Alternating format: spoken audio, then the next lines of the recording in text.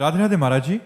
महाराज जी, हमारा प्रश्न है कि मनुष्य के पास सब कुछ होते हुए भी ऐसा क्यों चाहता है कि उसे और मिले, जबकि उसे भी पता है कि खाली हाथ जाना है। हाँ, देखो, हमारी जो चाहत है उसको हमें समझना चाहिए। हमारी चाहत धन नहीं है। अगर धन से वस्तुएं न मिलती तो धन का कोई महत्व नहीं होता। वस्तुओं को अगर हम इंद्रियों से न भोगे तो वस्तुओं का कोई महत्व नहीं होता।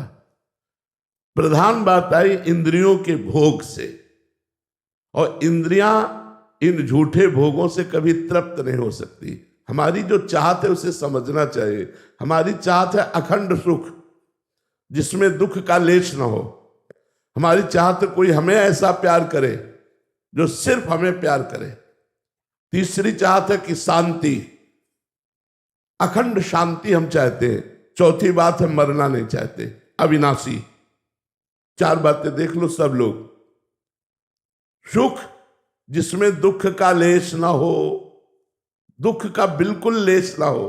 प्यार जो मुझे करता हो, मेरे शरीर से नहीं, मेरी वस्तुओं से नहीं, मुझे प्यार करता हो, ऐसी दृष्टि ही नहीं है।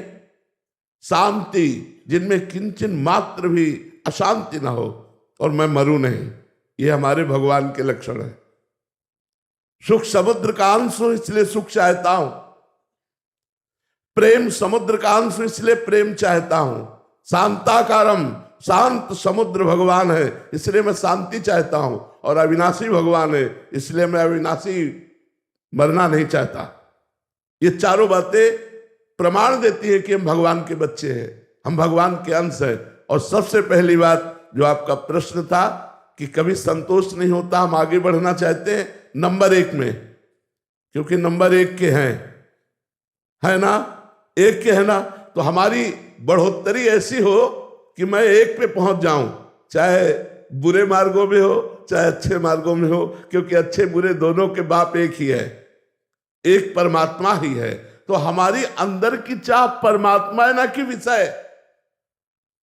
सुख, प्रेम, शांति और अविनाशी ये परमात्मा में है।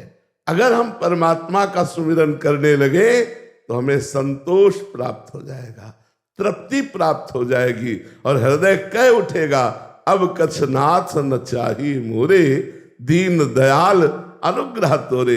नहीं तो चाहे जितने रुपए हो जाए, चाहे जितना वैभव हो जाए, चाहे जितना भोग भोग लो, कभी ऐसा नहीं कह सकते कि अब कछुनाथ न चाही मोरे। ये तभी होगा जब भगवान का नाम जप करोगे और भगवान के चरणों का हृदय में स्पर्श प्राप्त होगा भाव के द्वारा, तो रोम रोम आपका नाथ पड़ेगा। जैसे मीरा जी कहती, पायो जी पायो मैंने राम रतन धन पायो। जब ये राम रतन धन आएगा तब आपका हृदय नाच उठेगा। नहीं तो चाहे जितना बड़ा पद हो, चाहे जितना वैभव हो, चाहे जितना सुंदर मकान हो, फिर भी और प्राप्त करने की इच्छा होगी और जाना कुछ नहीं है साथ। शरीर भी साथ नहीं जाएगा तो और क्या जाएगा।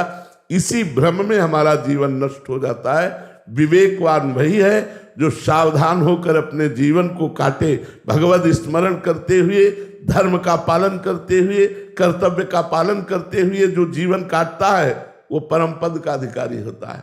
इसलिए धर्म से चलो, भगवत स्मरण परायण रहो, अपने कर्तव्य को अपनी पूजा समझो, तो सब काम बन जाएगा। आशीष जी लखनऊ से। महाराज जी, जड़ और चेतन की ग्रंथि कैसे टूटेगी?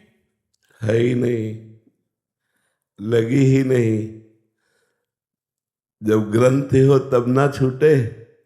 जड़ चेतन ही ग्रंथि पड़ गई, यद्यपि मृषा, मृषा माने झूठी, मतलब लगी ही नहीं। ये भ्रम हो गया है हमें। भ्रम से इस पांच भौतिक देह को अपना स्वरूप मान लिया है। यद्यपि हम आत्मस्वरूप हैं, चिदानंदमय है, पर हम अपने स्वरूप को भूल करके और देह को अपना मान लिया। अब जब तक सदगुरुदेव की शरण नहीं होंगे और उनके द्वारा बताई हुई उपासना नहीं करेंगे, तब तक हमारा ज्ञान विशुद्ध नहीं होगा। जानकारी तो सबको है, शरीर नाशवान है, मैं अविनाशी हूँ, यहाँ कुछ टिकाऊ नहीं है, सब परिवर्तनशील है, सब कुछ छोड़ के जाना है, ये सबको पता है। लेकिन शुद्ध ज्ञान नहीं, अशुद्ध है, मतलब वो जानकारी अपने जीवन में प्रयोग नहीं कर पा रहा। इसलिए संत महापुरुष जो भगवत प्राप्त हैं उनकी शरण में जाए और उनके द्वारा बताई हुई उपासना से बुद्धि रूपी जो अस्त्र है उसकी धार तेज करे, विवेक धार है, और उससे इस भ्रमात्मक संसार बंधन का नाश कर दे तो स्वरूप का बोध हो जाए। यद्यपि कभी स्वरूप न बंधन को प्राप्त हुआ है, न है, न होगा, पर छूट अति कठिनाई बहुत कठिनता है, क्योंकि इसको हमने पकड़ रखा है। जैसे एक राजा से ऋषि ने कहा कि संपूर्ण संसार से वैराग्यवान ही भगवदानंद को प्राप्त होता है, तो उनका माया ने मुझे पकड़ रखा है, मैं कैसे भगवदानंद को प्राप्त करूं। तो एक दिन टहलने जा रहे थे तो ऋषि ने आम के वृक्ष को ऐसे पकड़ लिया, बोले राजन मुझे छुड़ाइए, इस वृक्ष ने मुझे पकड़ रखा है। तो राजा बहुत जोर से हंसे और बोले महाराज क्यों विनोद करते हो, आपने वृक्ष को पकड़ रखा है। बोले हाँ, आपने माया को पकड़ रखा है, माया ने आपको नहीं। तो हम लोगों ने अपने आप को स्वयं भोगों की चाह वाला जो शरीर है इससे राग कर लिया और अपने स्वरूप का विस्मरण कर लिया। इसलिए हमारे पुनरपि जननम पुनरपि मरणम पुनरपि जननी जठरे शयनम, ये बार बार दुख प्राप्त हो रहा है। यदि हम मनुष्य जीवन की सार्थकता देखें तो आत्मस्वरूप के बोध में ही है, अपने को जानने में ही है।